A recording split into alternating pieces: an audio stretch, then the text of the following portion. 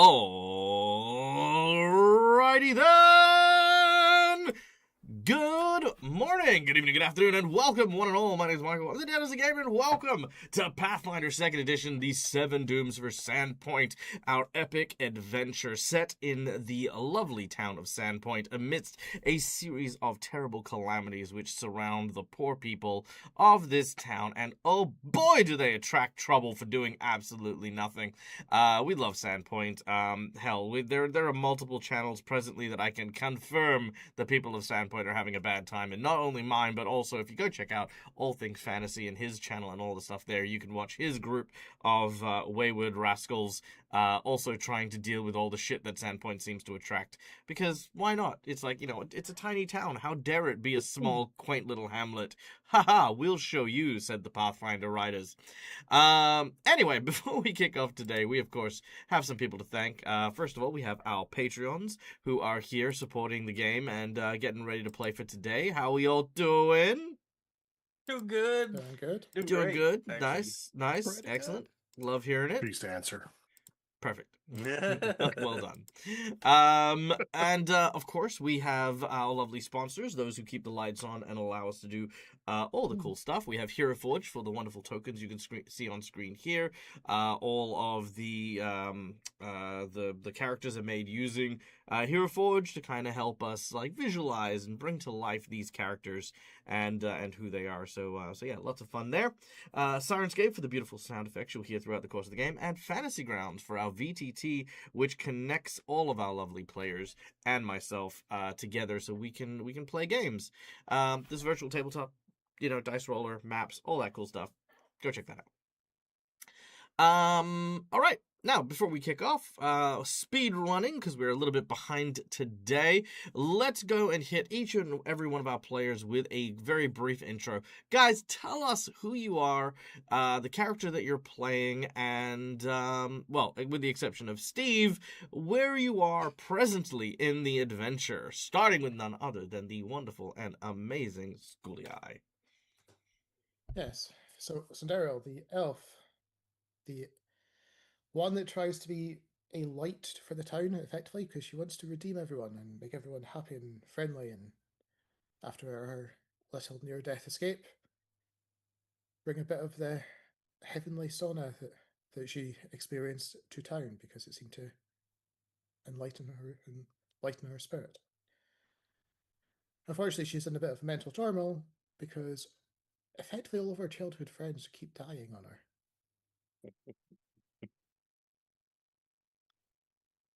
That does happen. Hi, I'm Arian CA. I'm playing Artemis, a scholar and librarian, terribly out of time, who's now beginning to realize that the shine of visiting Sandpoint is beginning to dull rapidly. Yeah, he's here not by choice, but he's hoping to help things along and eventually find a way home. And maybe, taking Vander with him or something. I don't know. We'll figure that out later.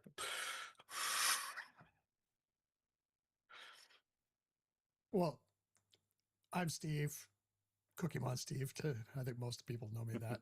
And I'll probably tell you about what I'm doing later. Or do you want me to actually introduce him? No, we'll save the introduction for when you're there. Yep, perfect. All right. Hi. And I'm Neil from Immersion Diversion. Oh, sorry. Neil from Immersion Diversion.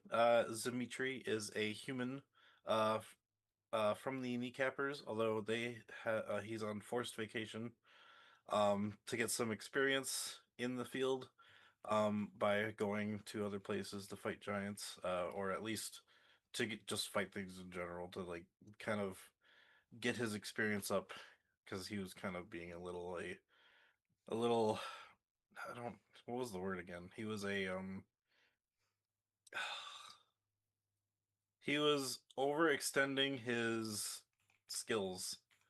That's not the word, but basically he was going in ahead when they didn't, when they were not wanting to. He was. I keep forgetting. He was reckless, I think is the word you're looking for. Yes, thank you. Or if He he was wants to be very quite reckless. over enthusiastic. Yeah, exactly. he was a reckless fighter. So on forced vacation, being an adventurer to kind of gain some experience in helping out. Um, he has traveled to Sandpoint and helped them by protecting the town from a giant that showed up. But he also destroyed the bridge, which got him in trouble, and now he's under Devander's care, under forced. Um, that not forced, but what's the word again? It's like Indentured. yes, I guess.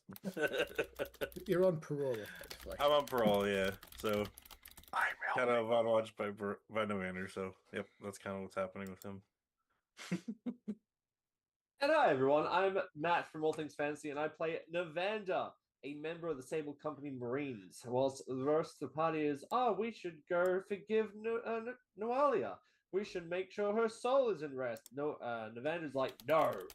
She's the cause for the 7 dudes that are approaching Sandpoint, and she aims to destroy it once and for all for her dark goddess. So Navander's going to stand up and make sure that the town of Sandpoint doesn't fall to Noalia's evil plot. Yeah, that sounds about right. Yeah. Evil Noalia plot. Sounds exactly like something she would do. 7 things to burn Actually, that's an interesting proposition. I pose to you this, Matholomew. Yeah. Oh, that's a name now. I pose That's to all you I do. that Navander, as someone who's relatively local to the town of Sandpoint, you didn't live there your whole life, but a good Yeah. portion of it, right? Noalia's evil was only really perceived by the people of Sandpoint for a day, and beyond that, there was a reputation. No one actually saw Demon Noalia, nor did they ever actually see Noalia do anything evil. All they did was had the word of the heroes as to everything that had happened, which is fine, but it makes you question, given that she'd spent all of her life in Sandpoint, as a person who was like quite revered by the people, like in terms of like being a holy child and stuff like that. Would people have like said things like, "Oh, we always knew that was going to be the case," or "She was always like that," I would say that it would probably come as like a major shock, knowing that, learning that Noalia was the one who attempted to burn Braylon down, especially the cathedral. But There no one would probably know. have been- But no one there would really know what evil Noalia was like. You know what I mean? No, Like, they would not. yeah, They would just assume that she committed. She killed her father and tried to burn down the town. yeah, which is horrifying, right? Yeah. But it's not like, in today's society when it's like, oh yeah, you get to see the court trials of like Jeffrey Dahmer and stuff, and you're just like, oh, holy shit, you know what I mean? Like you get that. Quite shocking. Yeah, and then there's this. It's just, did that really happen? Did it happen? It's like, because the only memories you'd have of Noalia are the good ones, and then just this news that showed up that she was actually super bad. So it's just an interesting thought. Like, without social media and without the news as we understand it, sharing all that information, it's an interesting thought. It is one of those things where I would believe that some members of the town would, because I don't really remember how your table ran it, but I would believe that there'd be some conjecture against the party by coming back and saying, "Oh yeah, that woman that died like in the burning, who died in the temple. Yeah, she was evil. She sprouted like this demon arm, and yeah, it was awful." I think if memory serves, and I could be wrong about this, I think my table let Suto live, and it was through his testimony that they understood a little bit more about Noalia being evil. Yeah. Speaking of which, Suto is still alive. Maybe I should have him come back for revenge. Anyway. Also makes you wonder if Cinderella thinks she was just put as a scapegoat, which is why she's still... That's true. That's true. And you know what? To be honest, sorry, we're not on a tangent, but Noalia's backstory is actually really tragic. Oh, it's super tragic. It's super tragic. Absolutely. I can definitely see why this adventure gears towards like trying to forgive her soul so that she can rest in peace after she's dead instead of continuing to suffer. Because that's all she'd really ever done. It's kind of cool. I do like it. Anyway. Van does not like that there. Yeah, that's fair. That's fair. All right. Well, man, I ate up time when I didn't need to. Okay, guys, channel points. Boom. Support our channel. Allow us to do all the cool stuff. We are at 47%, which is fucking amazing. Thank you so much. And I will count any donations today as Valentine's Day gifts. So instead of doing exercise today, because I'm tired. Every dollar is going to come down to a 1 second self hug. So I will also encourage my players to, if they would like to, indulge with me on this reward. So anytime we receive a donation for every dollar, that just counts as a 1 second hug. Now, if you really want to go extra, it means you can't touch your keyboard and mouse. Meaning that if we ask for a roll, you just kind of have to deal with your it. face into the keyboard. Yeah, you just have to smush your face or something. Anyway, because it's Valentine's Day tomorrow, and I won't be streaming and stuff. So this is our special Valentine's Day self-love stream. So there we go. So we have not only our channel point, we have our Callie. Well, you know what? It's $35. We have to do it. Okay, so whoever wants to join me for 35 seconds, okay. I will. You know what, Callie? I'll give you the 40 seconds. Turn around and Okay, hold on. No, just kidding. Hold on. Hey Google, set alarm 40 seconds. Okay. I set an alarm for 40 seconds from now. There you go. Beautiful. It will go off at 8:29 a.m.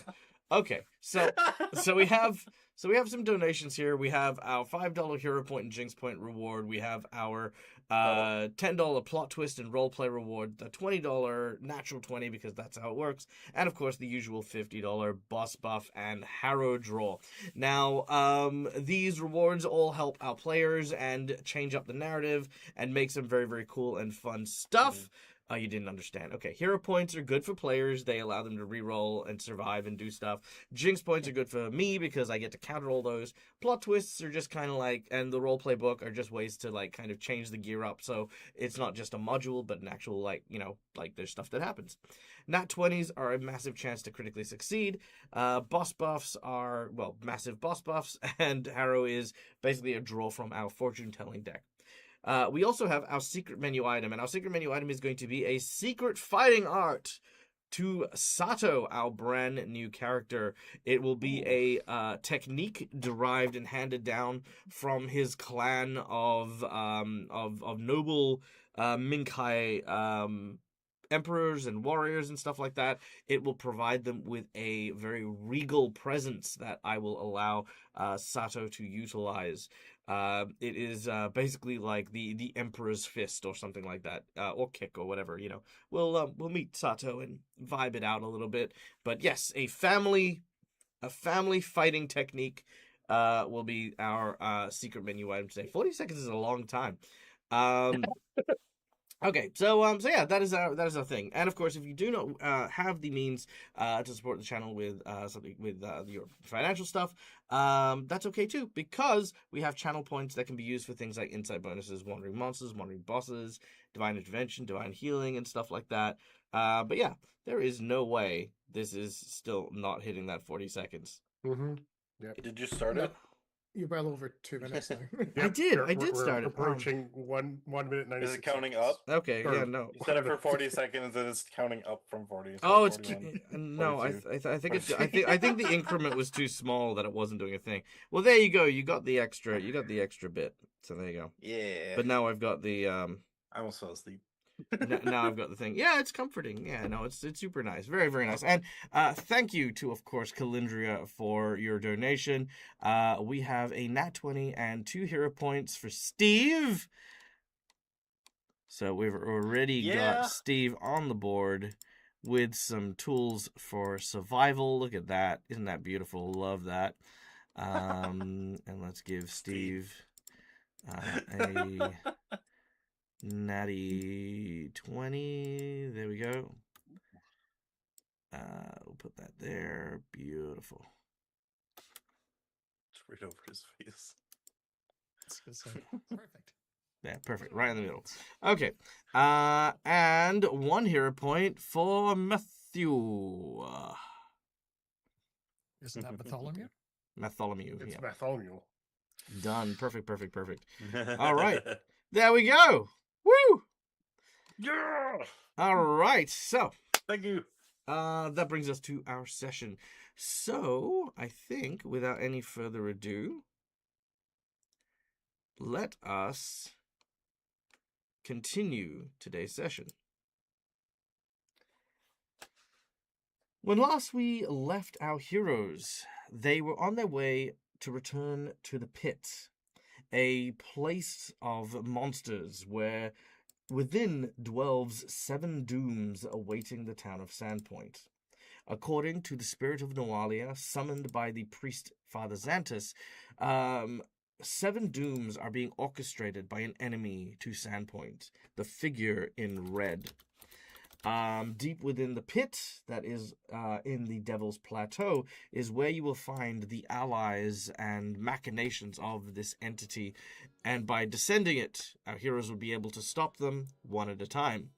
First, they have managed to defeat Ripnugget, the goblin who had sought revenge on the town of Sandpoint. Second, they have defeated the Sandpoint Devil, a cryptid with a history of violence within the Varisian countryside. 3, they have managed to stop the rise of the Midnight Dawn, a group of cloning Darrow who are poisoning the minds of the people of Sandpoint in hopes of replacing them with the evil, mind-lurking Brain Devourers. And last, and semi-resolved, I would say, is the Lopper, a famous serial killer whose ghostly specter has been chopping his way through the city streets thanks to our efforts. I think last week, our heroes did manage to exorcise the ghostly spirit within the axe and put him to rest for the time being. Though there's still some lingering tension after the murders. Those are 4 out of 7 of the dooms that our heroes have now conquered. So there you go. We also have a $20 donation from our wonderful and amazing friend Lucas. Thank you so much. Everyone, if you want to, a 20-second self-love hug. There we go. I don't like myself that much. Go on. Give it a go. There you go. Look, it feels good. Pretend that you're in a tree and the tree is wrapped around you. And you're dead. And you're dead because it happens to be one of the Kokoboas. Oh no, not a Kokoboa hug. Look at that. Okay, there we go. On the way to the pit. There we go, we're done. Hands off. Stop touching yourself. I'll lose we'll lose TOA on the stream if we touch ourselves too much. So anyway. This stream is brought to is a mature audience stream. Oh yeah, mature. I should put the little thing up. All right, this stream Luke deals with sensitive topics. Viewer discretion is advised. All right, we have just been awarded a hero point to fill out the rest of the table's hero points. So there we go. Everyone is now fully loaded, and I get a jinx point with the extra. So thank you so much, Lucas. Now, in last week's game, our heroes found the old abandoned mill, which had been abandoned since a grisly set of murders took place a few years ago, and a new resident resided there, a giant spider who was trying to nest. After some diplomatic actions, learning the spider was quite intelligent, our heroes provided food to the spider and in turn earned the trust of the motherly matriarch of this now small swarm of Goliath spiders, who now serve as a network of eyes and spies in the pit for our heroes to use should they require. A reward for their kindness and generosity. So yeah, there we go. That is where we were last. But now we return to the pit.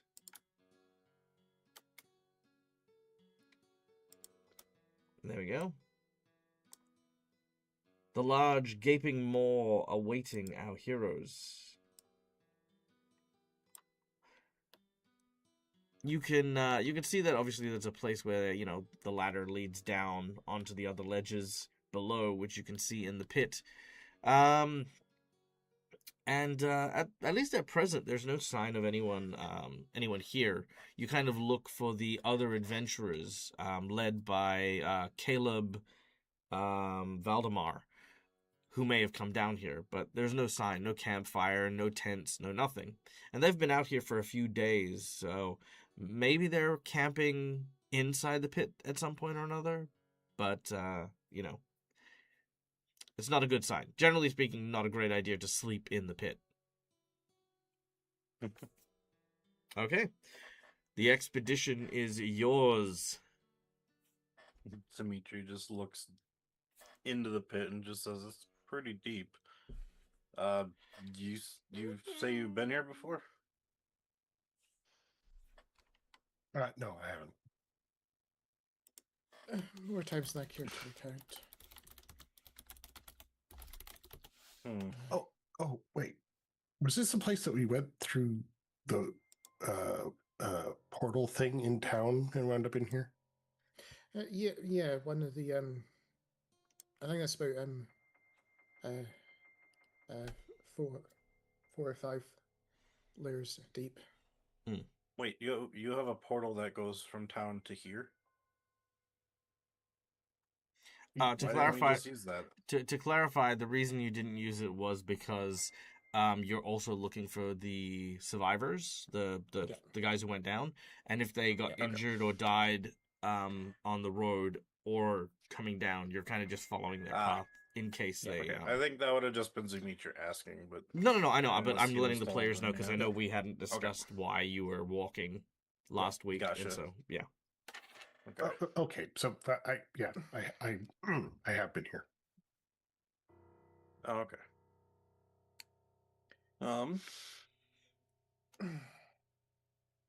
Well,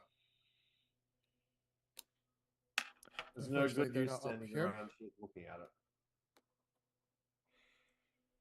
No.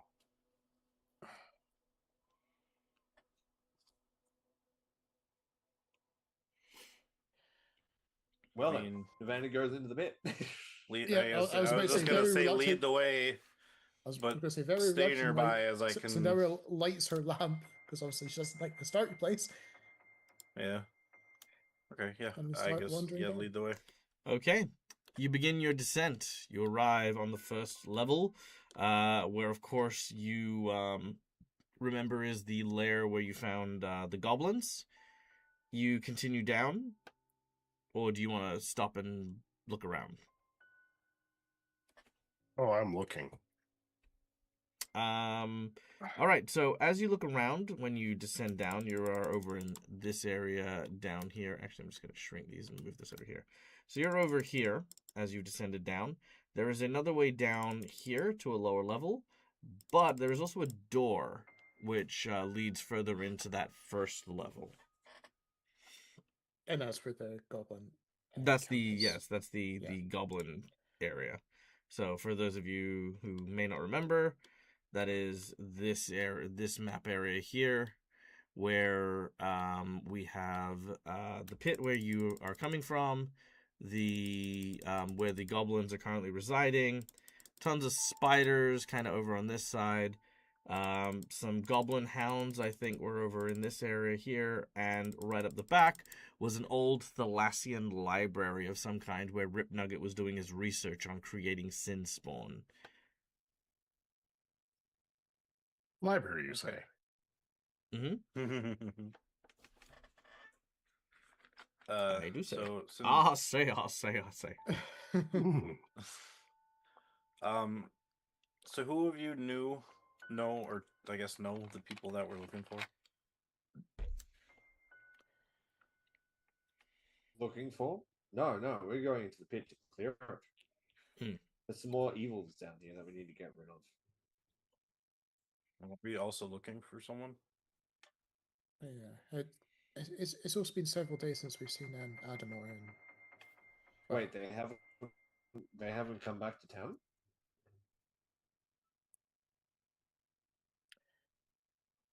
well, not that we're aware of, and obviously, well, we helped Curtis a while ago, and that was several days ago, and he said he needed to go further down to catch up with the rest of the group. What floor was that on? This is me. I wouldn't say it was floor Which 3 or I 4. think it was 3, right? 3 or 4. It was a long corridor. I think it was on floor 3. well, That let's was have a the look. room. That was the place with the mysterious slime. Okay, so floor 3 was with the fake. Yep. So Yeah, it that was was the that room. corridor just to the bottom left. So with the blue light, that's where we fought him. Yeah. And that corridor. Yep.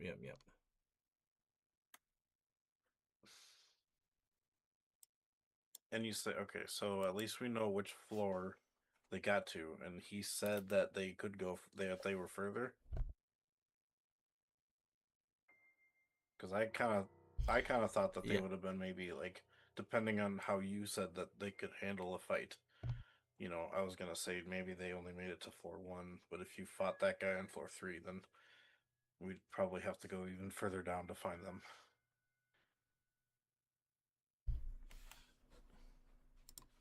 Well, It does make sense. This is a very Do you odd wanna take the point? conversation to have on one of the ledges. Yep. He's just So taking notes.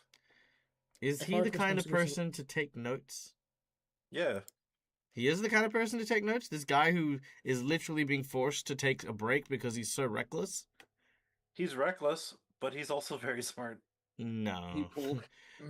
I am Dimitri someone who pulled does that not like think Okay, things fine. through, but I'm very Fine. deliberately able to think of things I because I'm guess very smart. I guess you can have a high int character who's also very stupid. I've played them before. So. No, again, reckless and okay. So intelligence. This is actually a good PSA as well. Intelligence versus wisdom. Let's talk about it. Intelligence is your ability to learn and gather information. Right? If you are told something, your ability to retain that information is what is directly applied to your intelligence. Whether or not Okay. you choose to gain intelligence, for example, like it is wise for you to listen to the words of the elders, but that if you choose to not do so, that is a decision that is unwise, not unintelligent. Make sense? To make rash decisions is more of a wisdom-based thing than an intelligence-based thing. If I ask Dimitri, for example, what 5 plus 5 is, they can give me an answer. They have an intelligence. If I tell Dimitri what is the application for the information that you have, if Dimitri doesn't have a good wisdom, then they might not know. Dimitri. I like it. Dimitri is the Vampire the Masquerade thing. Dimitri is the thing. Yeah. It's fine. So yes, and yes, no, Neil, you can't counteract your own role play with one way or another. Yeah, I'm gonna make this character super reckless, but also I'm gonna play like a highly efficient player rather than role play that personality. So Yeah, let's you're try right. that again. You're currently on a ledge descending into a pit. Probably just say maybe we talk once we're away from this ledge, but Not a terrible idea. Would you like a hand, Neil? I mean, Stop talking. Keep fucking going. Yeah. You could just No, it's lead the fine. way Just and don't judge talk down. about the stuff. Just go do the thing. Just stop waffling about it You and just fucking charge get over on and with expect it. us to follow. Yeah. You know there's people in danger down below. You just charge towards them. Yeah, Oh. go. Just take the Jump lead. to the Do next it. ledge. Grab the reins Fine. and go. Can I just jump to the next floor? No, good question. I don't know. What is the distance between ledge? So you're on ledge 1. That down below you is ledge 3. Okay, so jumping down would be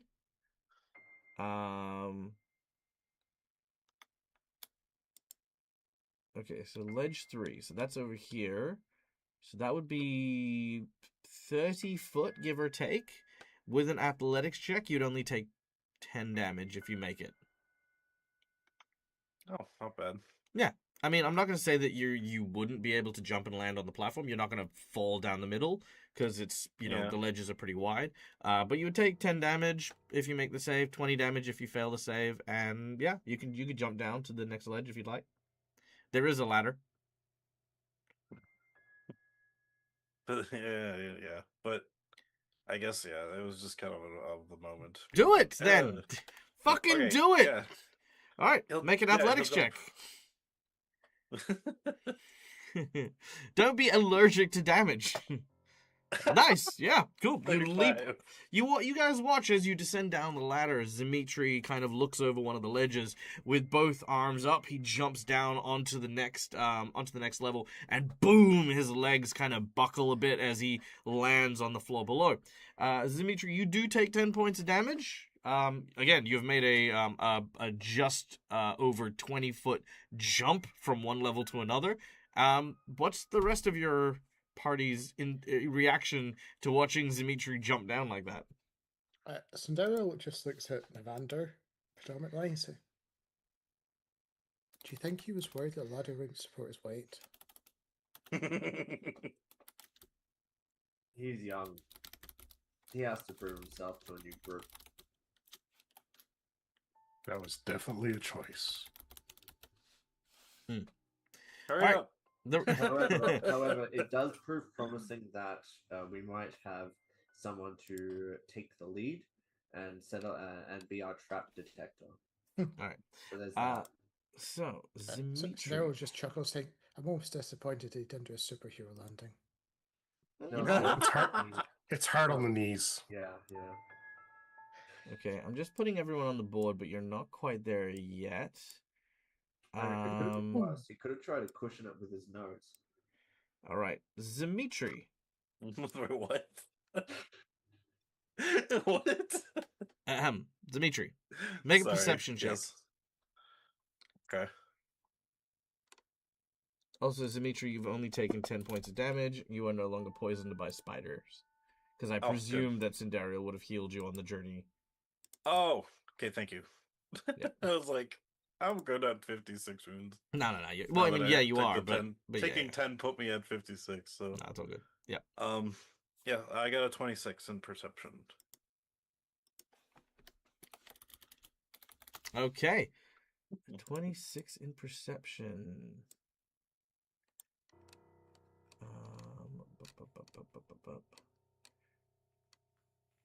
Give me a stealth roll. Okay. As you look down, you can't see any more ledges below where you are. You could see that if you jumped across the pit, there are some ledges down there, but that would be kind of risky to make that kind of jump. Yeah. You would need to make an athletics check of 30 to get across. Otherwise you'd risk falling. But as you are contemplating this, a He's like, I can strange do it, but they couldn't. a strange slithery tendril strand reaches out towards you. Do I get any reactions? Because I technically, if Well, it's an initiative, that is a wonderful question. Let's now break down what is happening to you. Do you recall what I asked for 2 moments ago? the perception check. Yeah, And what happened as a result of that? they couldn't see him. Okay. Now, when you So- ask if you can react to something that you couldn't see, what do you believe my answer might be? Take your time. Well, no, but There you go. Then that is the general reaction. If you cannot perceive something, you cannot therefore react to it, because a reaction is something that happens to a stimulus. I poke you with a needle, you dodge out of the way. You stick your hand in fire, you pull your hand out. That is how reflexes work. And that's not a condescending thing. That's just, it's a good rule for all reflex saves. Reflex saves always have a trigger of some kind. But the strand, as it whips out, doesn't do any damage, but you are now grappled by this tendril, and you can see attached to a nearby wall a large, monstrous creature. I don't know if anyone remembers this nasty beastie from earlier on. oh, Yep, Sandariel. She was about to start swearing, saying, "Oh shit, that's the thing we ran away from." All right. As the four of you begin to descend downwards, you see Dimitri's leg kind of getting stuck by this tendril and getting tugged, almost like trying to pull Dimitri off the ledge. Dimitri, what's your reaction? Trying to yank it off the wall, pull it back. Like reverse grapple it and try to yank it away. Yeah, I'm just going to scream out for help. All I'd right. probably just be like, and just. Sorry, when you say reaction, I thought you like I get to try and do something, but no, my No, reaction would be Yeah, there you go. my reaction would be like, "Ah, son of a bitch." Perfect. All right, and we fly into battle. As I will roll us our initiatives.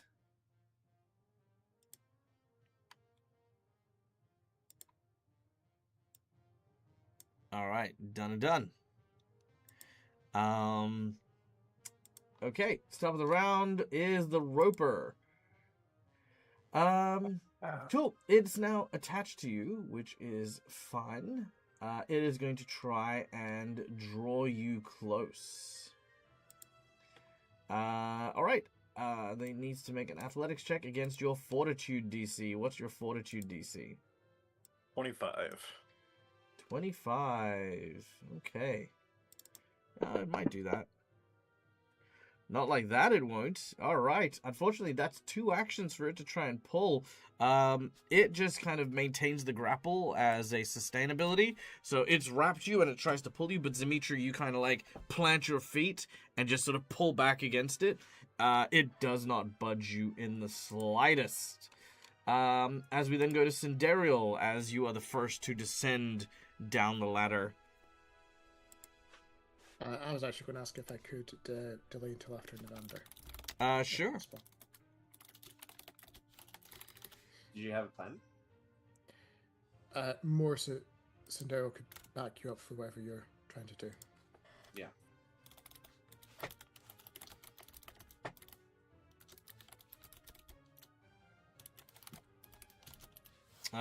Okay. In which case, Dimitri, you're up next. All right. So I'm grappled. You are. Can I try and reverse the grapple? Yes, you may. Make an athletics check. Your target number is 30. Oh. Unfortunately, 27 is not enough to reverse the grapple. Yeah. May I use a hero point? Of course you may. Yeah. That doesn't help. 23. Alas, it does not. All right. Yeah.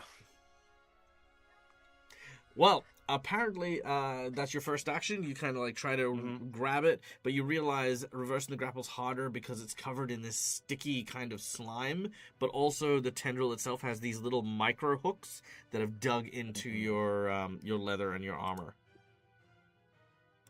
All right. In which case, I think. Oh yeah, I can undo that reaction. Okay, so, are my hands free? Could I make an attack on him? Yeah, your hands are free. Yep, you can make an attack if Okay. you'd like. You can only really attack the tendril, but I think that's still fine. You know, like you'll still do Yeah, damage that's to fine. the I'm main body. attempting to still damage him, but the critical effect is I would like to, if I happen to get a critical, I would like to chop the limb off to get away from his grapple. I will allow it because it has so many different strands that losing one of them is not going to stop it from being able to make more attacks with them. So yeah, you can chop off the one that you're there with. Oh, that was so close. Ooh, a critical miss. Dang it. You do have a nat 20, and you do have two hero points still. You know what? I'm in a nat 20 this. All right, nat 20, baby. Roll your damage as you swing your spear. Now you already declared what you wanted the critical effect to be, so you have now broken the grapple, and 19 points of damage to the creature. Yeah, it sort of writhes in pain as you kind of slash its limb off. You watch as it sort of squirts the ichor from its severed limb. As part of the attack, I will taunt him and yell, "Ha! Take that, you cave squid!" That's a good one. I like that one. My feelings. Roll your intimidate check. No, that's just an ability I have called taunt. If it if it attacks anyone else, you get it. Yep. Okay. Yeah. Sorry, I thought you meant as part of the attack. Can you do a taunt? Yeah, it's called taunting strike. Ah, nice. Yep. Cool. Whether I miss or hit, I can get a free taunt on him. So you failed the grapple. You've made your attack, and you got the free taunt. You have one more action. I think. Can I try to? Okay, so spears don't have a reach, but I guess can I try and strike at the wall? Oh wait, no, because he's taunted. Wait, does that? Sorry, I just have to make sure something with the taunt. Because I think he is if your taunted enemy takes a hostile action that includes at least one of your allies, and they also become so they become off guard if they attack an ally. I was hoping that they just are off guard to me from the taunt. Because I was gonna try and punch him in the face with a skill. But can I try to break the wall he is attached to? No. Using my spear? Oh, okay. Sadly, while I'm allowing things like slashing and stuff with the spear as a thing, using it like a pickaxe to break down parts of like a solid stone structure is a little bit trickier. Okay. In which case I guess I'll just attack him again. Sure, go for your attack. Yeah. That's a miss. That's fine. Miss, unfortunate. Okay. That brings us then to Navander, who is the next to descend. Can you tell me what this thing looks like? Is it attached to like a stalactite? Is it attached to a wall? The wall, so it's out sideways, kind of like that, sticking out of the wall. Does it look like a stalactite? Mostly, except for the giant eyeball and gaping maw and like tendrils, but otherwise, yeah. Okay. And have we encountered something like this before? We haven't. Yeah, you counted this specific thing before. What would we have remembered from this? It was scary. It grabbed people, tried to suck you in and eat you. Yeah. Right. Yeah, It's one of the reasons why you've been avoiding the main maw of the pit at the moment. Okay.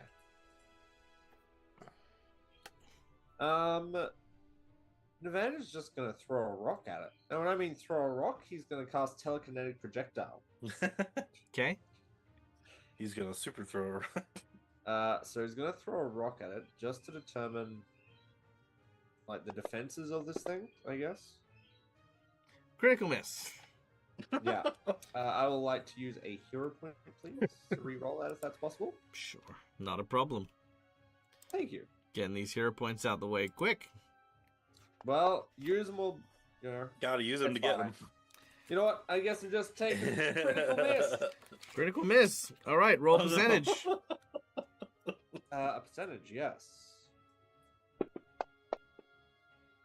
A 63. Ooh, I think you're good. Yep, you just missed the target. Better luck next time. All right. That's right. 2 more actions. No, that was already a 2-action thing. So I'm on 1 action. 1 action. It's projecting from the wall, and there's a bit of a drop from the wall. A straight drop, in fact. A straight drop. Yep. One-way step to the bottom.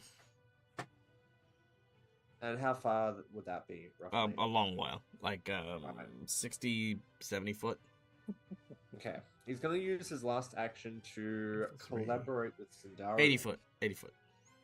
To come up with a cunning plan to send that creature to teach that creature how to fly. To give the creature a flying lesson.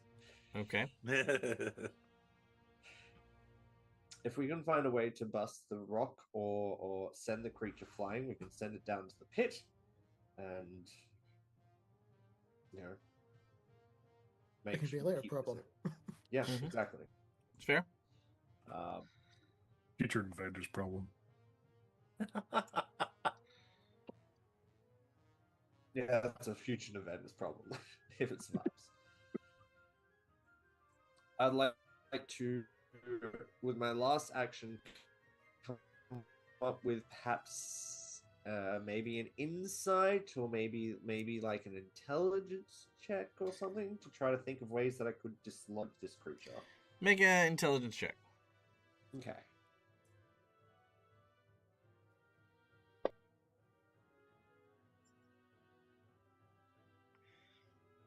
Did that roll? Yep, that's a 13. Okay. Yeah. If the creature latches on to someone, you can, as a united front, just pull it off the wall. Strong as it may be, it would not be able to Alright. sustain I'll a share that with Sindari. collective group of people pulling on it. Okay. I'll share that with Sindari and Artemis. That'll be the end of my turn. Okay. Sindario, you're up. Okay, so the plan that I managed to have in the meantime, and this may require the use of a hero point. I'm which I listening. know is actually rare, which is actually rare for me, is Cinderella realizing this thing is obviously attached in pure six stats, might, especially with Evander basically trying to break it. Hmm. Would like to try to use Haunting Hymn to vibrate the rock that is effectively attached to. Okay. It's not actually attacking the creature itself, but actually loosing it from the rock face that it's actually attached to. Interesting. Okay, I like it. I will use the hero point to do it. He will get a athletics check to hold on against the DC of your spell. It's DC 23. 23? Okay, yep. All right. Using Haunting Him, you still get the effect of Haunting Him as well, so if you want to roll that on him, as you begin to create those sonic vibrations. All right, he saves and takes half damage, which is 2. Minimal. All right.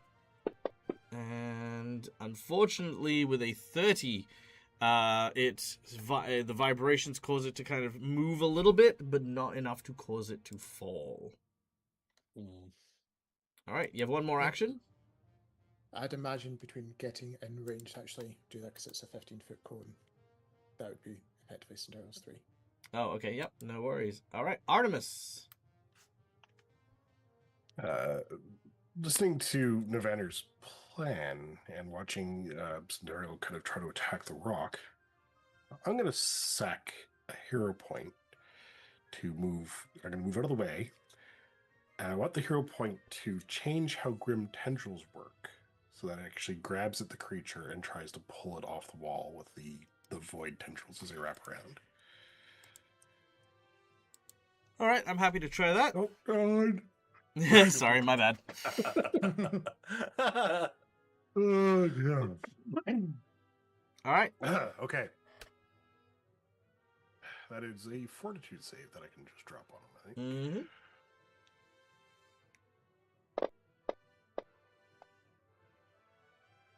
Critical success. Oh, just a second. This involves me. I need to read something. No. Okay.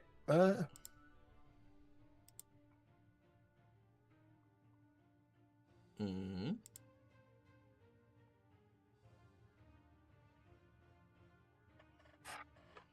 Guide the timeline. Specifically states skill test or attack roll. For an opponent, this would be a saving throw. Would that be another hero point to modify the ability to force him to reroll his save and take the lower of the two? Sure. For a And hero I will point? use guide the timeline to attempt to make him do another save. Okay. Go ahead, drop it on him.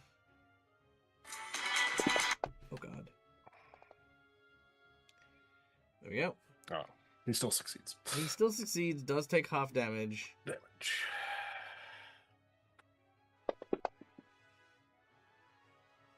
Okay. That would be my 3 actions.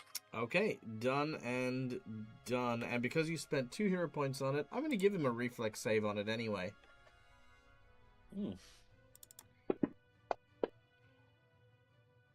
What's your DC? 25. Ooh, you got a 26, Ooh. so he manages to just cling on. All right. Now, at this point in time, Sato, you have just managed to make your way up from some of the lower levels. You bore witness to your the companions that you had gone down here, sort of being taken into the dark by the various spooky things that are down here in the pit, and have started to make your way up when you hear the sounds of a commotion coming from just beyond a solid iron door. Oh boy, a solid iron door.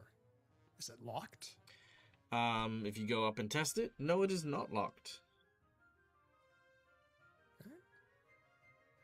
So he will, open the door and, take a look through and step into it if he can. Yeah, without any trouble, you see the scene before you. You can see that there is this guy who is sort of like this big blonde strong man who is kind of up on the ledge surrounding the pit with this large monster that's like hanging over him, tendrils lashing out, and definitely a malicious look.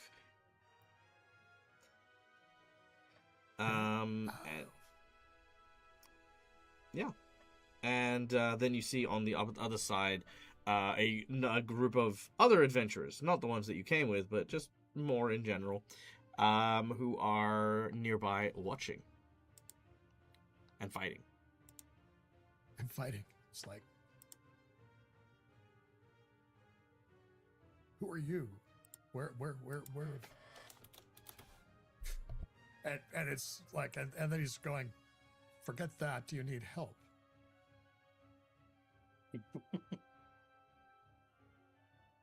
We can use all the help we can get.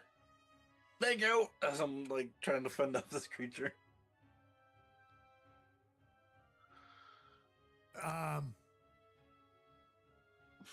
Okay.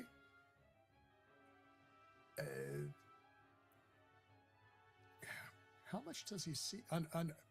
I guess I'm probably thinking that I need to actually roll something to try and get a picture of what is going on and what he might do. Does that make sense? Should I be doing that, or can I just assume? Yeah, you can make just a quick decision. Yeah, you can assume. Okay. Yeah. It's he's, I think, going to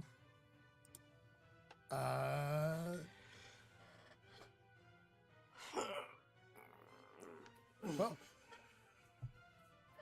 what the hell? Go big or go home. He is going to take a couple of steps and then basically go into a full-on flying kick, which is a 2-action attack. Nice. And he is essentially the intent is to like try and ideally break the grip. Okay. We can apply that to your natural 20. If you land a critical hit, your critical effect is to knock them off the wall. Easy done. Make your attack. Okay. That is a. Did that guy just flying kick that thing? It's an unarmed attack, so I guess I'll just roll the fist. Yeah, okay. Let's see what we get. Well, you should be able to roll your hand wrap. Yeah, that's what I rolled. Yep. Good. Cool. Did you roll it on him? Oh, I didn't drop. I did. No, I did not. That's okay. A 34 is fine. Let's have a look. The AC is 29, so not a crit, I'm afraid. You do have a nat 20 if you want to use it. Let's use it. Why not? Nice. All right. Roll your damage onto it, because we'll see if it survives the fall. Okay. As Sato drops a heavy kick on the creature's eye.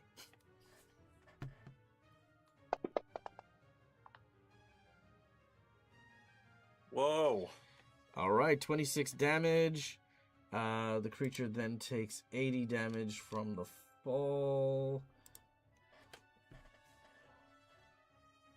Whoa.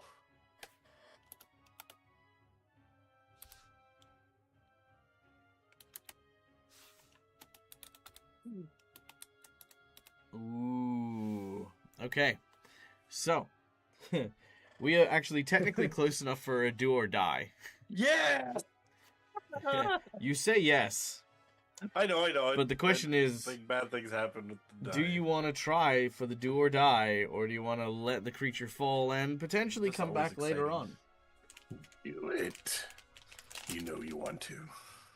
Yeah, what's the know, worst can happen yeah, after just- jumping and kicking this in the air? Well, Look, I'll tell you exactly what could happen here. Oh, yeah. I have an idea. Evander could just shoot down at this thing like fish in a barrel. You True. don't have to go the do or die. However, You could shoot at 100 feet. However, it would be hilarious if Sato kicked this guy and went down. I just have one. I just have one word, Dimitri. Content. I know.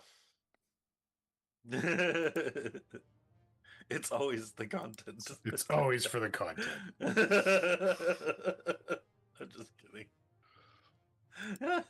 So who's making the call? You are. Is that, I think you are, yeah. You want me to make the call? Yeah, it's sure, your okay. call. You're the other guy who landed the last hit. Yeah. Mhm. Oh, why not? Let's take it. All right. Let's see if we can make Neil introduce a new character within 2 episodes of his last. I mean, maybe. Okay, here we go.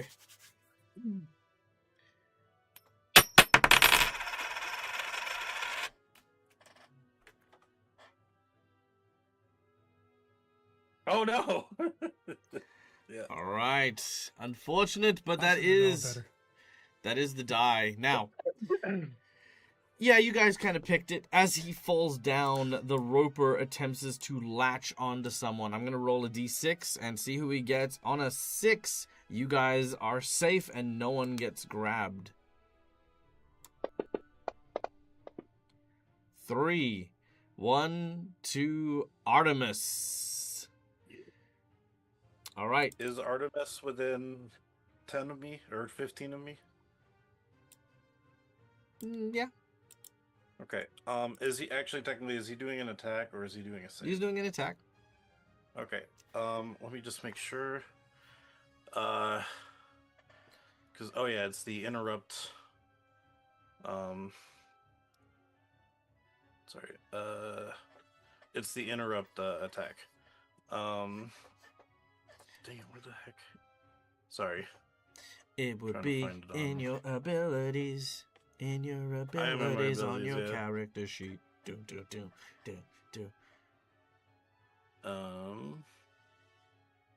It's under. It says Guardian's Technique. I just get intercept. Oh, there it is. I had to scroll down a bit. Ally within 10 feet of you takes physical damage. You fling yourself in the way of oncoming harm to protect an ally. You can step, but you must end your movement adjacent to the triggering ally. You take the damage instead of the triggering ally. Apply your own immunities, and weaknesses, and resistances to the damage, not the allies. What's the ability? It's Guardian's Technique, and then you have to scroll down a bit for the intercept attack. Mm-hmm. Okay. Okay. And then you can I'm extend this gonna ability. say that this is a because he's not taking any physical damage, Oh, okay. but if you want to take it, you can take it in their stead. I have no problem with that. All right, you I ready? will take it. Yep. Mm-hmm. All right, he is going to hit. Actually, well, meets it, beats it, yeah. Yep. Okay, then, yeah, All because I right. was going to raise shield, but... that You need to wouldn't make an have athletics check. mattered. All right. You won't be able to because you've already used your reaction. I get 2 reactions. Oh, you do? Oh, nice. 27. 27. 27 is not what you need. You are pulled off the ledge. Make a reflex save. And I will roll a percentage. Natural 20. Okay, I was going to say that's very unfortunate. You do grab onto the ledge, but with a 19%, crack, the ledge breaks and you fall. As you do so, you are taken down to the bottom of the pit and take 80 points of damage. So I'm at 90 wounds. Yeah. Ow! Okay. And still has the majority of my hit points left. It's fair. Okay, let me just... I bet that at least dented his armor. Okay. Full plate, maybe. Yeah, that's where you are. I don't need to show all that stuff yet. Okay, here we go.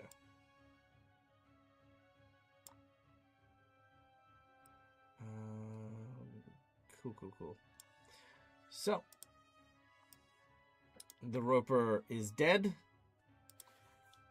landing hard on the I guess ground. it fell on him. Dimitri, you are at the bottom of the pit. Mm-hmm. Ouch. Taking quite a significant amount of damage. Yeah. Okay. There is no thing. All right. So, here at the bottom of the pit, you see that you are plunged into darkness. Above you, you can hear the others who are still kind of way above you, sort of looking down in your general direction. Just laying there. There are 2 paths in front of you, one that leads to a small door, and the other that leads to a long, dark passageway.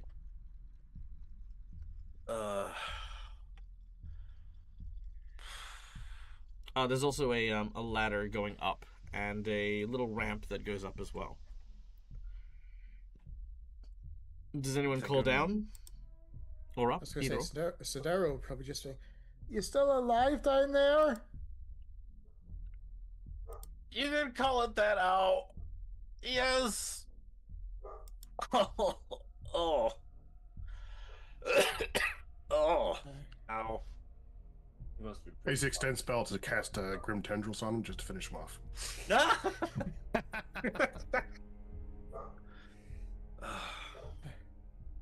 So,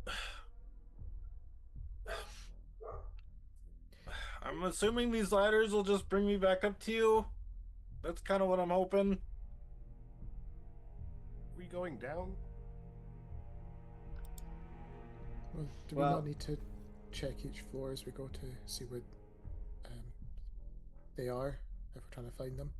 Well, that's all grand and good and everything, but Nevanda then turns to this new individual that just kind of showed up and did a flying kick. Who the hell are you?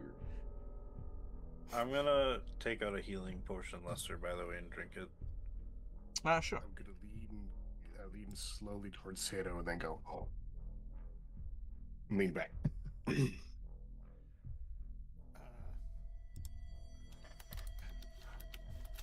Sorry, I did not intend your friend to go over the edge as well. Whoops.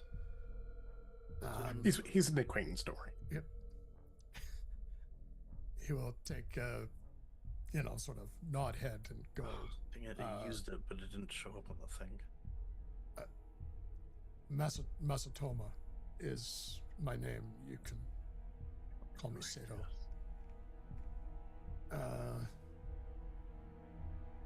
And Who are you? Oh, Sven. This is really exciting.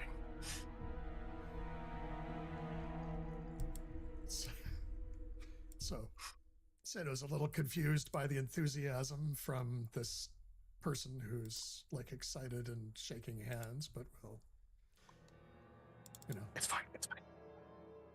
shake. The two silent people, that's Cinderella over there, and that's Navander.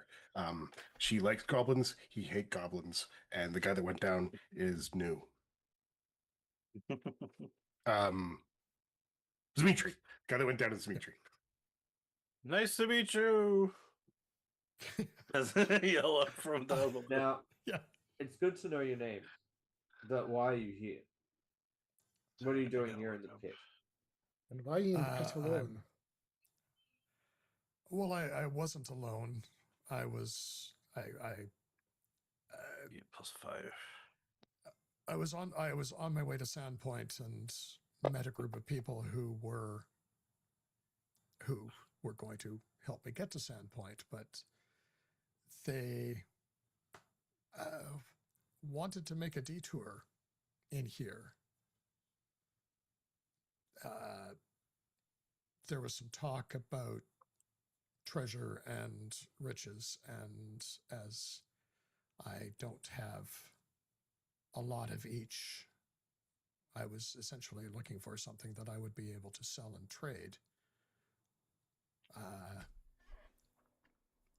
And I'm going to pause there for a moment. Do I know where they are? Like, Yeah, yes, you do. But I'll also take your pause. You're not trying to sell and trade wares. Remember, you're not that type of merchant. no. Well, yeah. Sorry. It's just he ended up. He's in the pit. You have you have a very decent reason. You have no reason to conceal it from these people. Okay. Well, I don't Why know are you quite here? How I ended up in the pit with.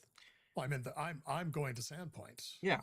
And these guys this- are helping this you is get on to my way to- Sandpoint. Yeah, these guys are helping you get to Yes. Sandpoint, and that's it. You don't need a. Yeah. Okay. You don't need riches and wealth Yes. and a Yep. car and a Yes. Lamborghini. None of that stuff's important to you. You're going to What Sandpoint about for a your own yacht? reason. Yeah, you're good. Yeah. Yep.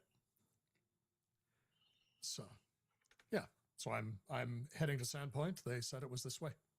Well, They they're said they had wrong. something to do before they go back to Sandpoint, and it's in the pit. Before. Yes. Good. Yeah. Okay. Cool. Clarifying. And the entranceway didn't concern you before entering? I've seen stranger places.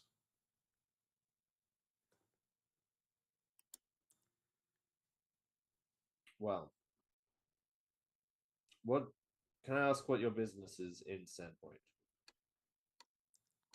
I'm on family business to there are businesses that have been languishing and properties that I'm heading to or traveling to Sandpoint to evaluate where they are and to try and get them operating again. Are you from Sandpoint? No. Oh, yeah, there. I'm not. Are you aware of the glass works? Yeah, Kaijutsu's Glassworks, right? My apologies. I did not give you my full name. It is Kaijutsu Masutomo. Evander looks at Sato blankly.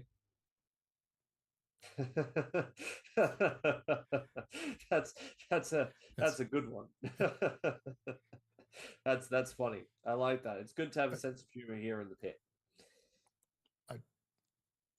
I don't understand what I said was funny.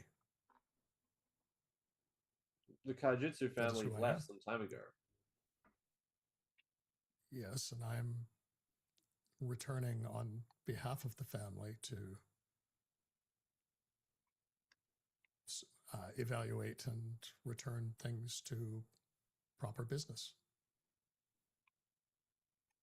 Do you have any form of identification?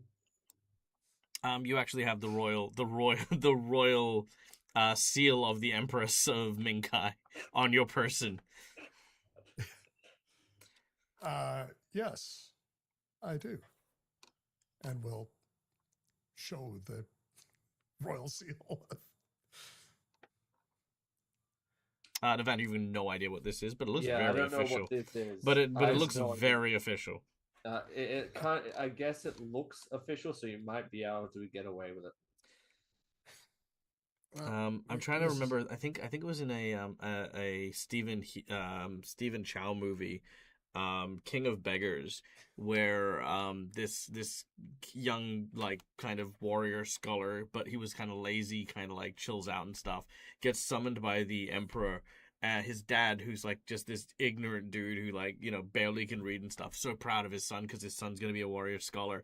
The guy who comes in, he's like, I'm here, to make amends for what's happened with the whole like this thing, and his dad's like, yeah, this is nice, I'll take it, yeah, no, it's pretty good, and it's like, and then his attendant's like, sir, that's the Emperor's seal. Oh shit. And he tries to like give it back, and the guy just doesn't take it, so he like shoves it into his shirt. He's just like, "Oh god." I kind of imagine it's like kind of like that reaction when Evander looks at it, it's like, that's just a piece of, that's just a like a pretty like, well actually it's jade, so like it's just like a piece of stone, like carved stone. I guess Facts. worth a bit. I mean, it's not the same as like a documentation, but if you use this like a badge of office or something, I guess it would work. If people Sandero just whisper, and Vander's here saying, well, if he is, then there's someone in town who'd probably recognize it. Although whether he wants to talk to her is another matter, since, well, obviously the deeds were taken out of their house. Nevada will nod.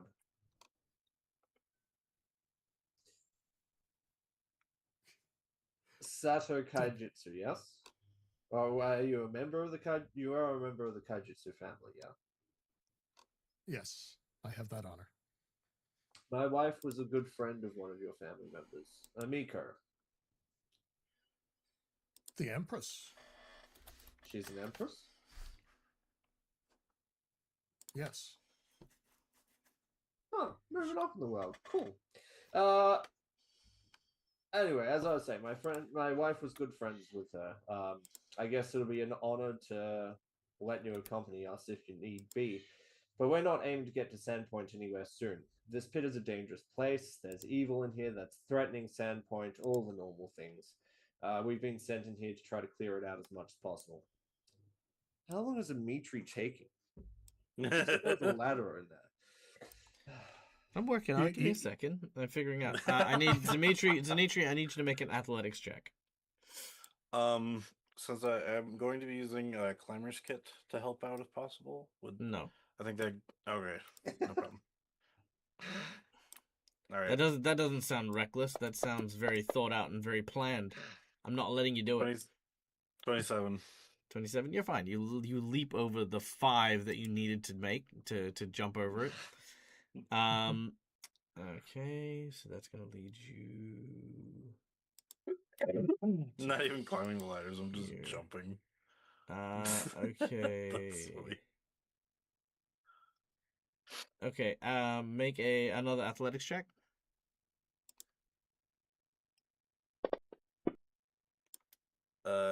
34. Okay, that's fine.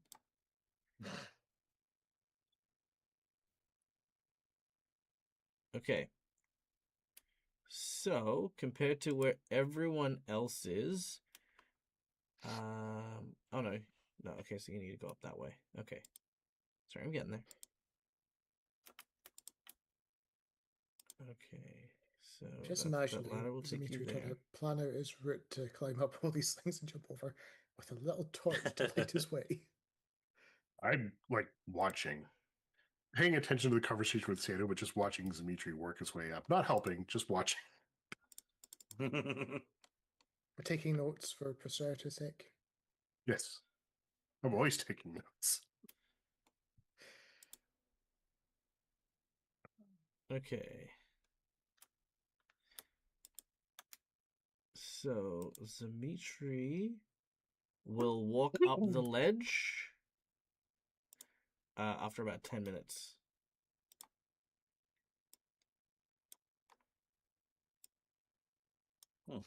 There you go.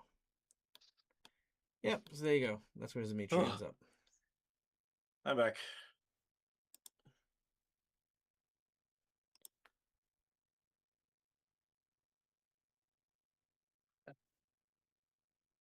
So as I was saying, we're not planning on heading to Sandpoint soon, but you're welcome to tag along with us. That, well, if you're going to end up in Sandpoint, sure, that sounds good. I would. This is not a place that I have enjoyed being by myself. On a side note, who are the people that you came here with? There's a gentleman named Adamar and Caleb and Curtis and Erica, I believe, were their names. Okay, and why did you last see them?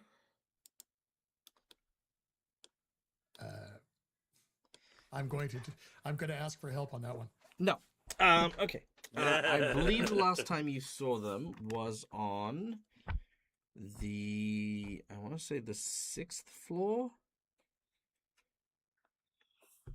Oh, I said when, not where. Oh, not long, about maybe 3-4 hours ago. There we go. That is.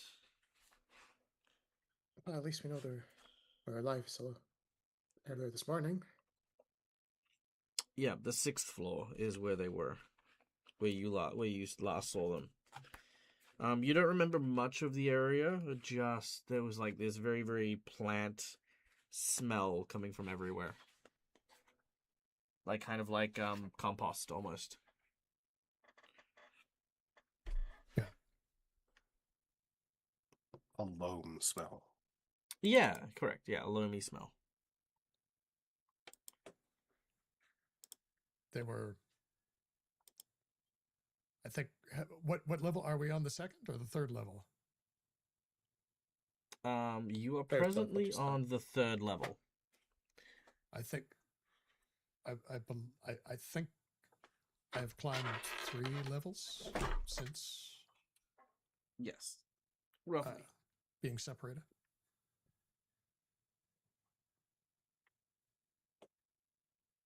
So they were. We were about 3 levels below us. Might have been 4.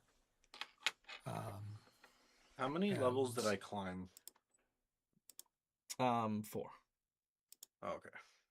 And now you gotta climb all the way back down. I like, for the sake of the story, Dimitri comes crawling up to the edge, and it's like 3 levels down, huh? All right, let's head off. And Dimitri's like, Dimitri's just Daryl, he'll be up. Everyone grab on. Just land on me. I thought you were going to say Nevada. I'm the human pillow. I thought you were going to say we need to go back down and just put your foot on Dimitri's head and push him back down. get back down there. There. Well, we know we're going down, but rope and tie it around me. should we find a safer way down rather than that how Dimitri experienced it? Someone tells me not all of us would survive that sort of thing. I'm surprised that he did. A lot of rope. Although, Tink tink as I just smile. Just hee hee. Pretty tough. Rope? speak of which, how are you actually feeling, Dimitri? I mean, a little winded. I could use a little help, but otherwise I'm okay.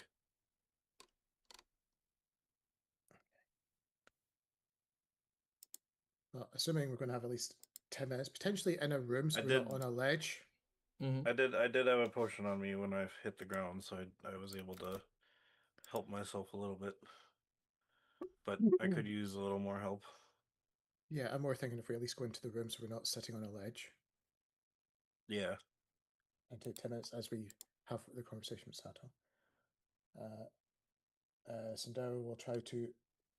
I presume it's probably going to be things like trying to bandage up a broken rib or something like that from his fall or some silly thing like that. Sure. Yeah.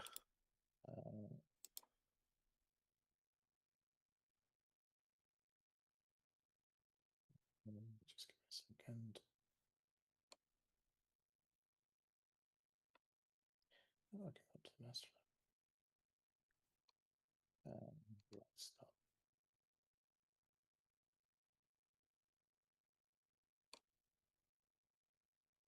I like how I saw that a second ago and I've lost it straight away.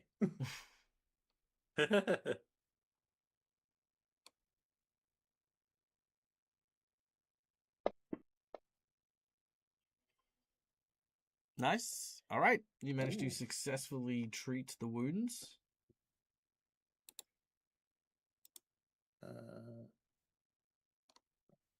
Just there you go. Whoa. Thank you. I feel so much better. Dad. I feel a little lighter, in fact. Thank you so much.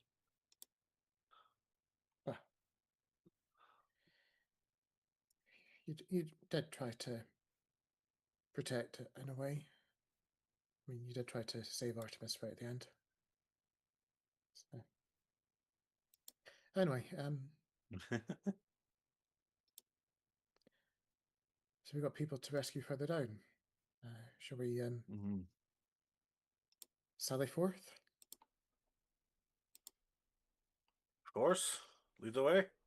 I've never been down here, but I Well, should, in a way, be in front, I think, also, Sato, without leading.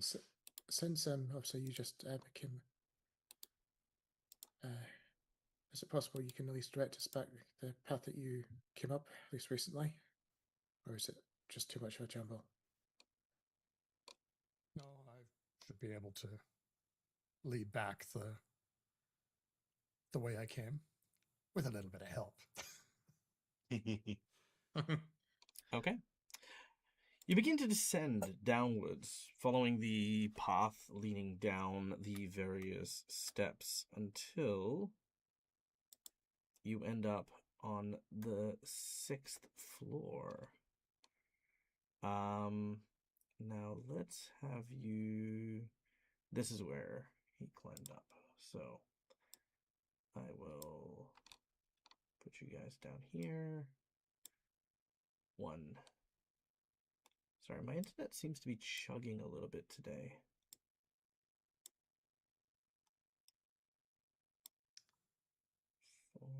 And Artemis. To be fair, we've hit the 50% internet capacity for AI slop, so all of ours is going to be chugging shortly. Oh, Jeez. neat. Okay, there we go. Cool. So good news. Yeah, I've noticed my internet's been a bit choppy and chugging today. Okay, there we go. Abada boom. There we go. Okay, so yeah, you find the area now. Like I said, up ahead. This is where where the guys Sato. This is where they got taken. Okay, so they got taken. Yeah, sorry. Yeah.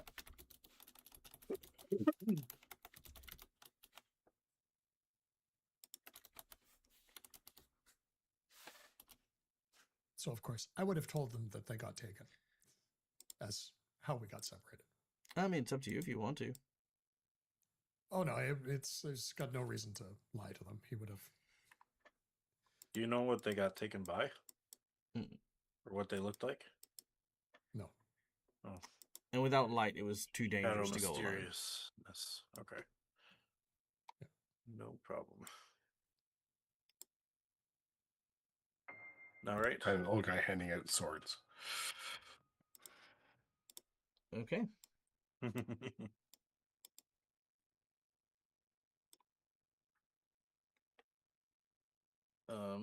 we're going that. Yeah. Okay. Would you like me to stand out front as you guide, or just?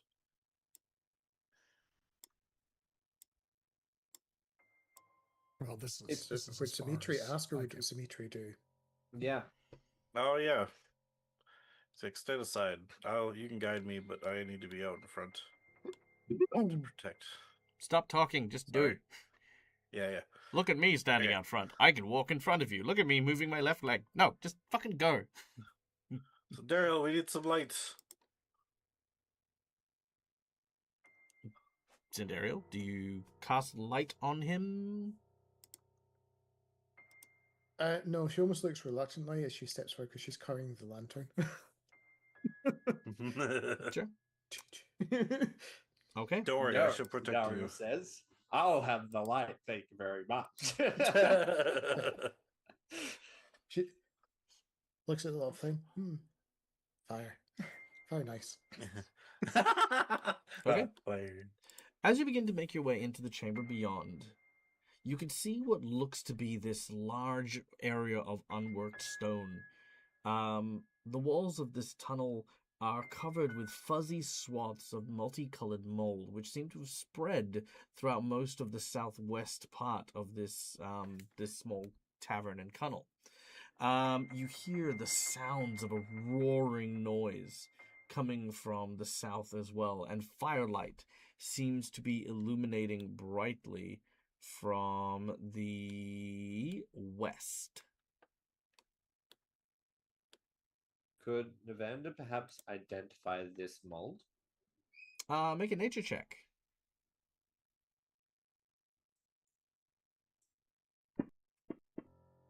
No, he can't. Sadly not. Now, there is a path to the north of where you are, and the south is where the fungus begins its spread. We're And going it to see another was- source of light to the south, correct? Yes. Was this the area, Sato? Or was it more to the right? It was close to here. It was very dark. I don't know exactly. Okay. Well, no sense in standing here. Dimitri's gonna walk into the, at least here, to get into the fungus, into the mold. Mhm. See if it does anything. All right. As you do so, make a fortitude save.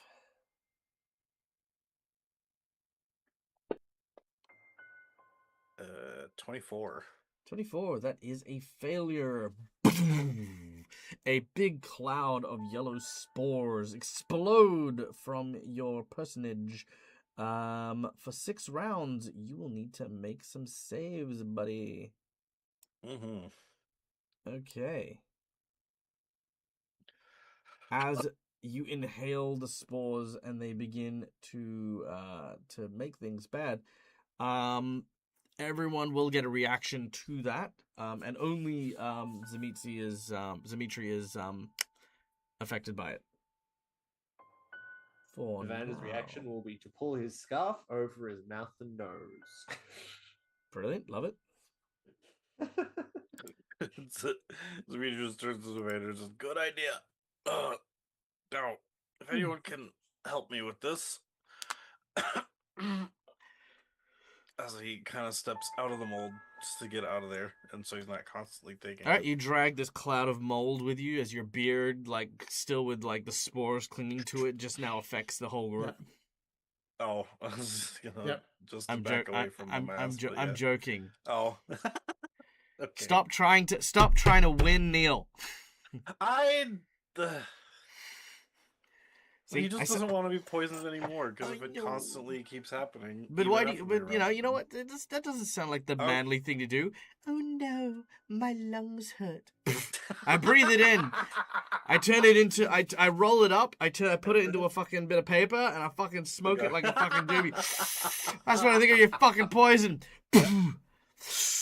Who wants a fucking hit of this shit? It's fucking good. Alright, fine. Now, if I didn't know you were Australian, that is the most Australian thing I've heard for a while. That's fair. Just put it in a fucking durry, mate. Fucking give us a durry. I'm fanging. All right. Anyway, it's fine. Don't worry. It's whatever. Anyway, Neil, Yes. channel Dimitri. Okay, sorry. Don't apologize. Just do the well, thing. I think Dimitri, in order to get rid of as much of this stuff, because he's like, well, it's not good to inhale it, but might as well get rid of it as quick as I can. I'm going to take some oil that I have on me Mm-hmm. and light it aflame and throw it in. How do you light it aflame? I mean, it just says. I know what oil is, and I know what fire is. I need to understand how you're acquiring fire. My lantern. I have a hooded lantern. Then why did you ask Cinderio for light earlier on?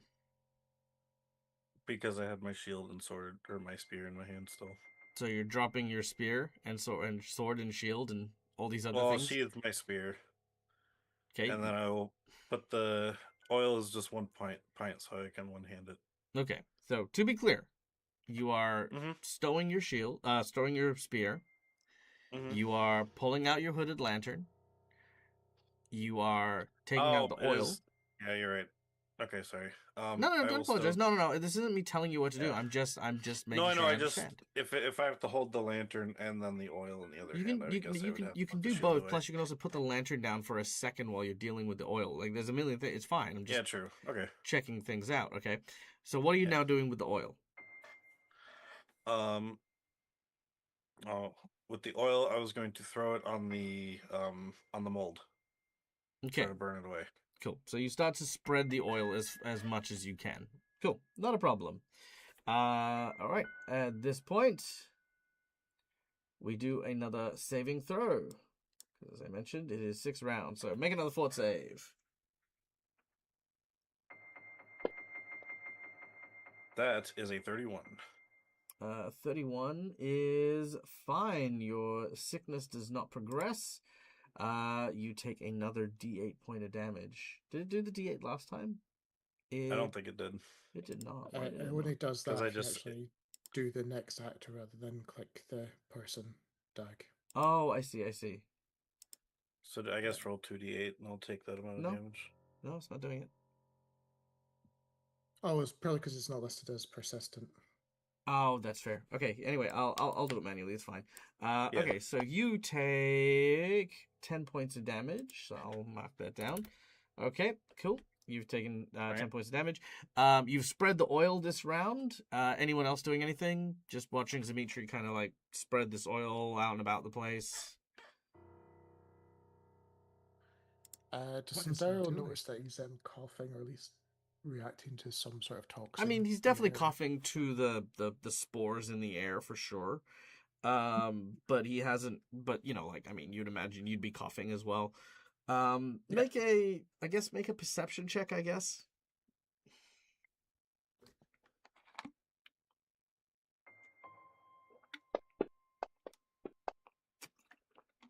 You don't really notice too much, amongst everything. So yeah. All right, Dimitri, he's just spread. Mad trying to burn the place round. Yeah.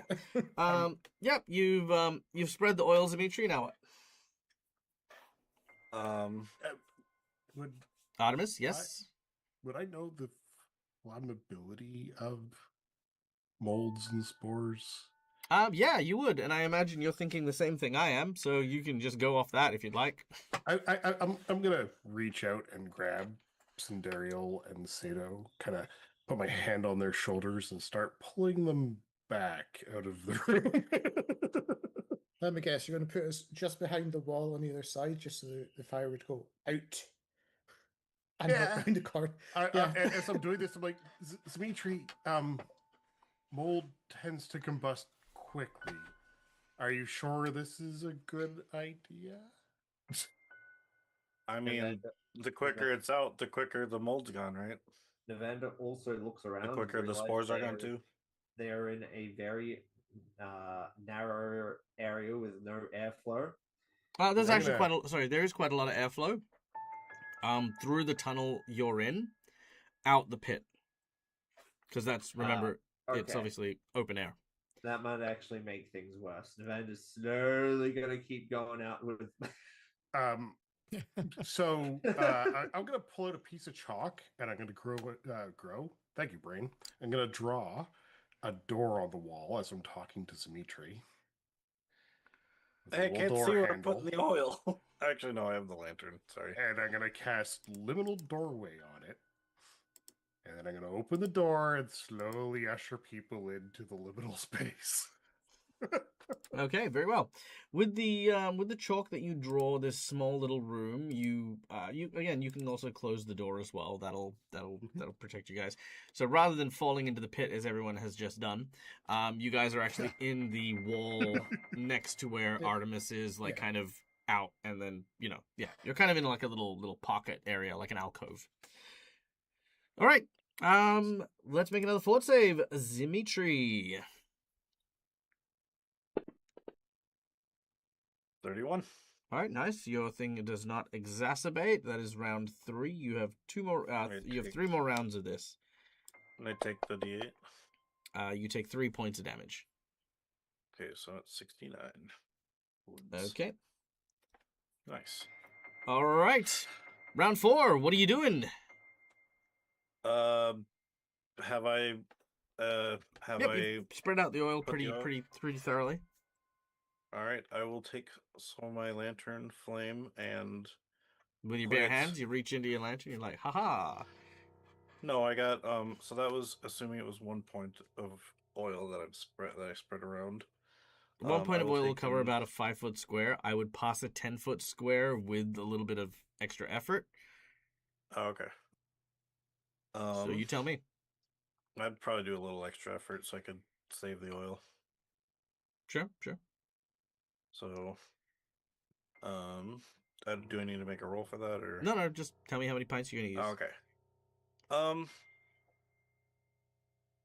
I guess if 1 pint can cover 10 squares, I'll just do that because I'm hoping. Sorry, to be clear, a 10-foot area.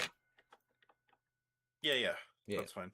Okay, cool. I guess basically the goal is to create enough fire that it will possibly light the other mold up. I'm kind of thinking of in the sense of like lighting something like a piece of paper on fire and it spreads across it, but like if the other molds are or like lighting grass on fire, like if the initial starts, it might eventually spread. Sure. Kind of, that's kind of the goal. Like I'm hoping to easy start an area and then hopefully it spreads to the rest of the mold. Not a problem. So, yep. And then, because I don't actually, because the hooded lantern just says it can. Matt has just thought of something, right? Mm-hmm. Matt has just thought of something. How far does this mold extend? You don't know. If it all you can see is way the through room that you rest can of the see.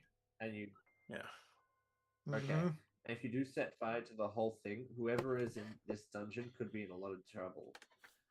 Yep. So I'm there as well. Here is a question, because the lantern can light itself, right? Or would I actually still? You need to light it. Yeah. It's not a magic lamp. It's just a regular one. Oh, okay. Surely you got flint and steel. I don't, because the oil just says you can light it on fire. It doesn't say you need flint and steel. I mean, let's just say you've got some flint and steel. It's fine. Okay. But yes, no, it's again, it's one of those it's one of those hyper realism things. We don't need it. It's not going to add to the story and stuff. But yes, generally, Neil, in general, like things aren't just going to magically do stuff. So as far as lighting, I'll just take some it goes. Flint and steel and go and light the oil. All right, flint and steel, light the oil. Fantastic. Yep. In a few moments, the oil takes. And then all of a sudden you watch as you are surrounded by stars, Dimitri. It's very odd. These like little kind of small speckles begin to appear in the air around you. then begin to accumulate faster and faster and more of them, as all of a sudden there is a catastrophic explosion. Oh yes. And as the fungus and the spores both ignite, you create what is called a particle bomb. I need you to make a reflex This is what I'm save. talking about, the realism. It's like, come on. All right, reflex. I mean, it is. I mean, it is flammable, and it is going to. I mean, look. What are you? Let's break it down. 20. What are you trying to clear out of their area? The spores, The right? mold. Right. Right. The spores are where? On the ground. I guess, yeah, they're in the air too, but... Right. And if you're setting fire to the spores, what are you setting fire to? The air. I forget it worked like... That's how it works. All right, reflex save. Unfortunately, with a 20, that is a... Oh, that might actually be a crit failure. No, it's just a regular failure. Okay, cool. Cool. All right. Let's see. 1, 2, 3, 4, 5, 6, 7, 8, 9, 10, 11, 12, 13, 14, 15, 16, 8d6.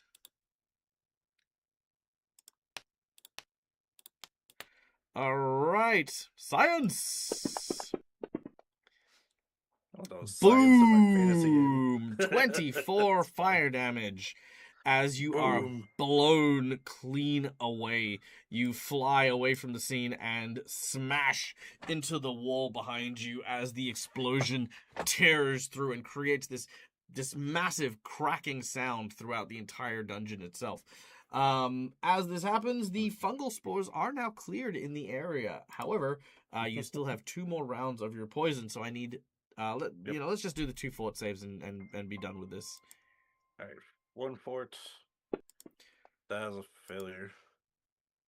And 2 fort. That is an at 20.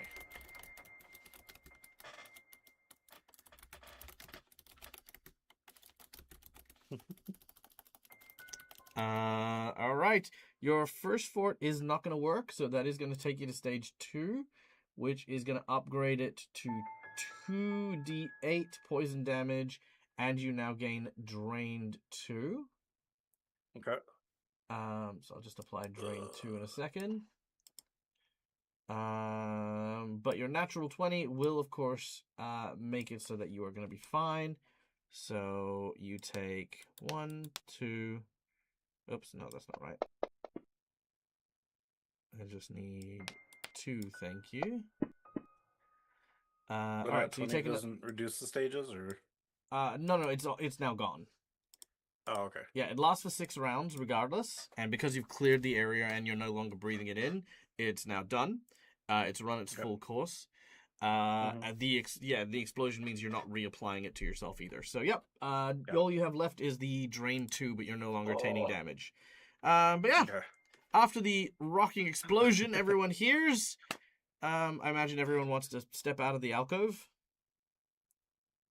I give it time to clear a bit, and then open the door. Yep, not a problem. You give it a few seconds, and as you clear it up, you can see there's still like the smoke's kind of billowing out and up into the pit, but it's mostly cleared out by the time you get there. It's you see Dimitri lying against the wall. I just give a thumbs up. All clear. As smoke comes out of my throat. That it is all clear. He is not wrong. So I signed the door. Devander, Dimitri, Sato, and Sandario, as well as me, to be able to use the doorknob. It lasts for 8 hours unless I erase the chalk. Sure. So the door will last for a bit. It might prove useful. A retreat point. Yeah. Okay. Well, the spores, I think, are now clear.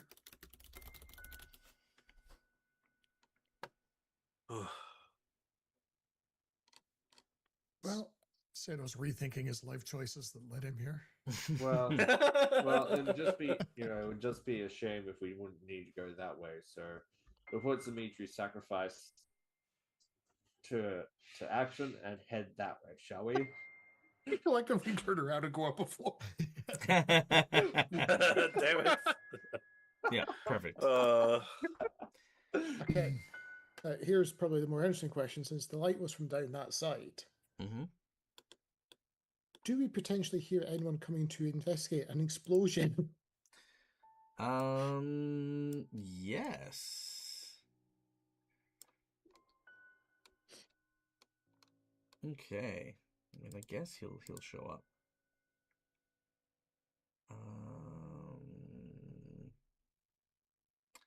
I think maybe him and two of these things.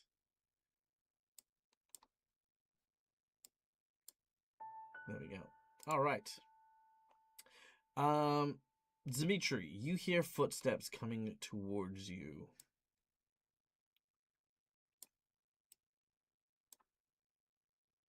I try my best to stand up. You do so. And then I get ready as I pull out my shield and my spear. Okay. Well, what about the rest of you?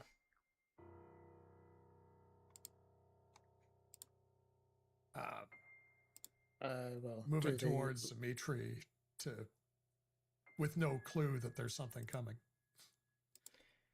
Okay. So Lavender will come into this corner here, so that way he can get a little bit of cover from the angle of the wall, maybe. All right, not a problem. Okay, emerging from the dark is these individuals. Let me just change up the music real quick.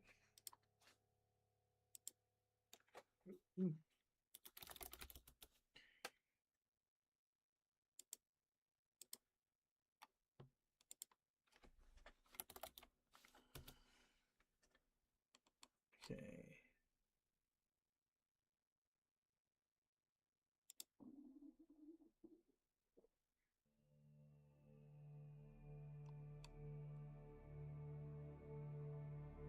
Okay.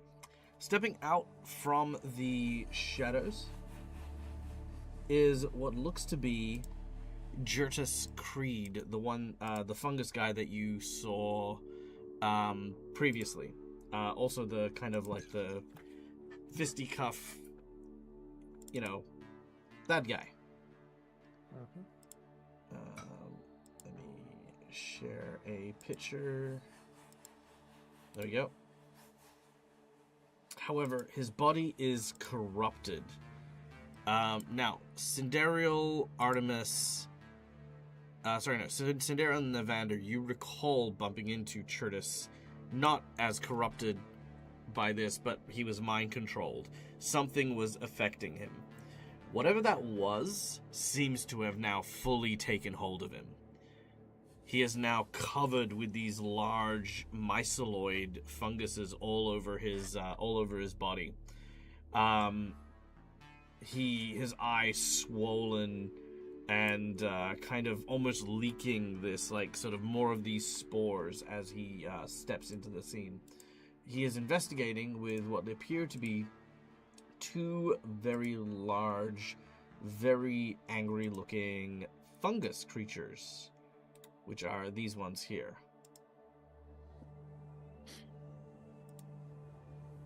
As they enter, as no one has made any attempt to conceal themselves, they look upon our group, point in your direction, and you hear Jertus yell, "Attack!" And that is where we will end today's session and prepare for next week when we return for more Seven Dooms for Sandpoint.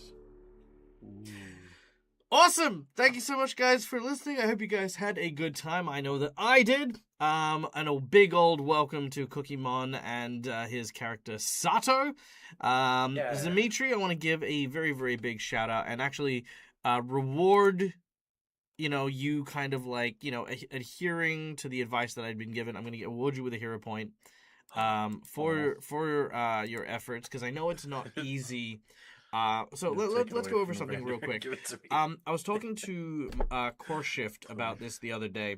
Like, when we sit down to roleplay, sometimes it is very hard to fight that instinct of ourselves to play pragmatically, to play well, to do the efficient things. If you stop for a moment and consider something like wizards, for example, like how many wizards do you know when you play or run games have a speciality? I'm a fire wizard who just does fire magic, but I've also got powers and abilities to turn my fire spells into cold and acid and electric in case these things don't work. It's like, well, then you're not really a fire wizard, you're an anything wizard. How many times do you see yourself with a spellcaster, like a cleric, who has the exact same spells, divine lance, healing spells, and stuff like that, but you never see the utility spells, you never see the spells that are save or suck because they're not efficient to take. This pragmatic style of play is very common, and there's nothing wrong with it. But sometimes it leads us to taking the idea and concepts of characters, such as Dimitri, where we have a reckless character, one who is like supposed to be very much again, he was pulled aside by a group of people who hunted giants to take some time off because of how reckless they are. But then you think about being a good player. You ask the group about what you're doing. You check in. You make sure they're okay. You make sure that you're always topped up for healing. You always make sure that everyone is, with you and moving together and making sure that you're covering people and all this other stuff, which is great when you're looking at like playing well. But it also removes those aspects of our personality and those character traits, because we, as players, hate making mistakes. We as characters are flawed creatures. We're human. We will make mistakes. We will make bad decisions. We will do stuff that will not be the best thing. And it's hard to make those choices. So I know that that Neil today was confronted with a lot of these choices of doing the dumb thing, jumping from the ledge, lighting fire to the spores and stuff like that. Now, keeping in mind, every other player has the ability to go and stop them, converse with them, or try to convince them, right? But that doesn't necessarily equate to playing poorly. And I think for the very first time, what we saw here from Neil wasn't Neil making a mistake because Neil didn't understand what was going on. Neil, in today's game, was actively making choices to show the flaws in Dimitri's character. And I think that is a very, very brave thing to do. I think that's an amazing thing to see. And it's painted Dimitri in such a good light.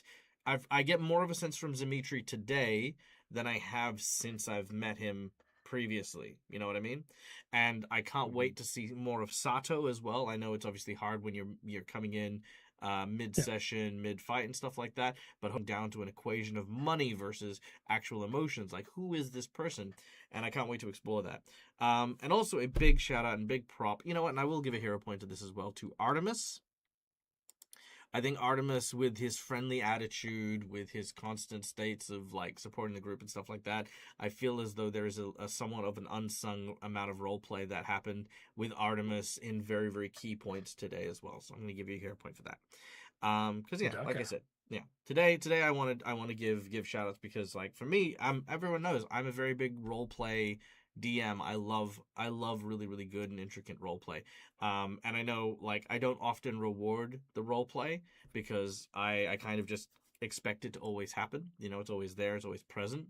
But when people do the difficult thing, that's when I want to kind of reward it, when it's not easy to do this stuff. And I think today Artemis and Dimitri did that today. So, well done. Thank you guys. All right. We're gonna leave. I'm out of here. I'm taking off. I'm hungry. My stomach is literally growling. It's been ages since my stomach growled. I feel like it's because I'm doing all those exercises and stuff like that as part of the donations and things. I'm like actually like proper hungry for things. So it's a good sign. Great sign. So yeah. In the meantime, guys. Yeah. Sorry. Was there a thing? I was just going to say that it wasn't there like 55 burpees or something that was. No, because today was the Valentine's Day. Yeah, it's Valentine's Day. They were all hugs. So yeah. But guys, Thanks so much for Virtual listening. My name's burpees, Michael. but they're I'm the like Dan as a Gamer. This is my place. This is my face. You can find it here a number of times during the week. We will be back. Remember, no Pray for Death on Sunday. There's nothing on this Sunday. It is a completely blank slate. Nothing's happening in the morning. But we will be back for Gatewalker, so be sure to tune in for that. Then next week we'll have a new game coming up for the Sunday morning as well. We'll be doing our session 0 for Tyrant's Grasp with a whole bunch of new characters as well. So yeah, be sure to look forward to that. But in the meantime, guys, stay safe, stay wonderful, be kind to each other because why the fuck not? It's free. And until we meet again, game hard or die trying. Peace out.